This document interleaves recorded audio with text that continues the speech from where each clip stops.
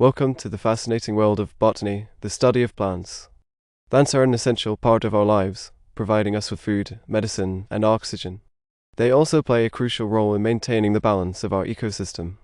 In this video, we will explore the diverse world of plants, their structure, and their functions.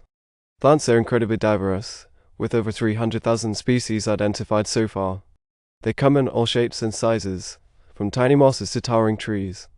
They can be found in almost every environment on Earth, from the icy tundra to the scorching deserts. But what makes plants so unique? Unlike animals, plants are autotrophs, meaning they can produce their food through photosynthesis. They use sunlight, water, and carbon dioxide to create glucose, which they use as energy.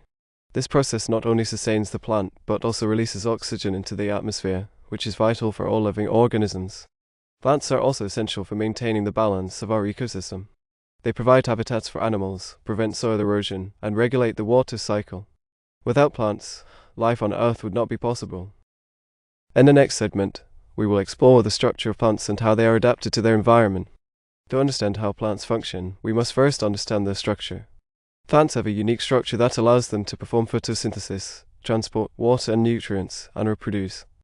The basic structure of a plant consists of roots, stems, leaves, and flowers. The roots anchor the plant to the ground and absorb water and nutrients from the soil. The stem supports the plant and transports water and nutrients from the roots to the leaves. The leaves are the primary site of photosynthesis, where sunlight is converted into energy. The flowers are the reproductive structures of the plant, where seeds are produced. Plants also have specialized structures that allow them to adapt to their environment. For example, cacti have thick, fleshy stems that store water, allowing them to survive in arid environments. Some plants have thorns or spines to protect themselves from herbivores, while others have brightly colored flowers to attract pollinators. The structure of a plant is also closely related to its function. For example, the shape and size of leaves are adapted to the amount of sunlight and water available in their environment. Plants in hot, dry environments often have small, thick leaves to reduce water loss, while plants in wet environments have large, thin leaves to maximize photosynthesis. In the next segment, we will explore how plants transport water and nutrients throughout their structure.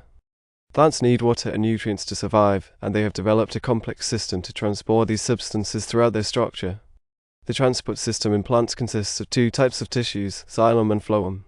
Xylem is responsible for transporting water and minerals from the roots to the leaves. It is made up of long, hollow tubes that are reinforced with lignin, a complex polymer that provides strength and support. Water and minerals are transported through the xylem using a process called transpiration, where water evaporates from the leaves, creating a negative pressure that pulls water up from the roots. Phloem, on the other hand, is responsible for transporting sugars and other organic compounds from the leaves to the rest of the plant. It is made up of living cells that are connected by pores called sieve plates. Sugars are transported through the phloem using a process called translocation, where they are actively transported from the source, usually the leaves, to the rest of the plant. The transport system in plants is essential for their survival and growth. Without it, water and nutrients would not be able to reach the parts of the plant that need them. The transport system also plays a crucial role in the distribution of hormones and other signaling molecules throughout the plant. In the next segment, we will explore the different types of plant reproduction. Plants have developed a variety of strategies for reproduction, ranging from asexual reproduction to sexual reproduction. Asexual reproduction involves the production of offspring without the involvement of gamete sex cells, while sexual reproduction involves the fusion of gametes from two different individuals. Asexual reproduction is common in plants and can occur through several different mechanisms. Some plants can produce new individuals through vegetative propagation, where a part of the plant such as a stem or leaf develops into a new plant. Other plants can produce new individuals through apomixis, where seeds are produced without fertilization. Sexual reproduction in plants involves the production of gametes, pollen, and eggs and their subsequent fusion to form a zygote. The zygote develops into a seed, which can then grow into a new plant. Sexual reproduction in plants can occur through self-fertilization, where the pollen from one flower fertilizes the egg of the same flower, or cross-fertilization, where the pollen from one flower fertilizes the egg of a different flower. Plants have also developed a variety of mechanisms to ensure successful pollination and fertilization. Some plants rely on wind or water to carry their pollen, while others have evolved to attract specific pollinators, such as bees or butterflies, with brightly colored flowers and sweet nectar. The diversity of plant reproduction strategies is a testament to the adaptability and resilience of these organisms. It also highlights the importance of genetic diversity in maintaining healthy populations of plants. In the final segment, we will explore the importance of plants to human society and the challenges facing plant conservation. Plants are essential to human society, providing us with food, medicine, and raw materials for clothing, shelter, and other products. Many of the world's most important crops, such as wheat, rice, and corn, are plants. Plants also provide us with a wide range of medicines, from aspirin to chemotherapy drugs. Despite their importance, plants are facing numerous threats, including habitat loss, climate change, and invasive species.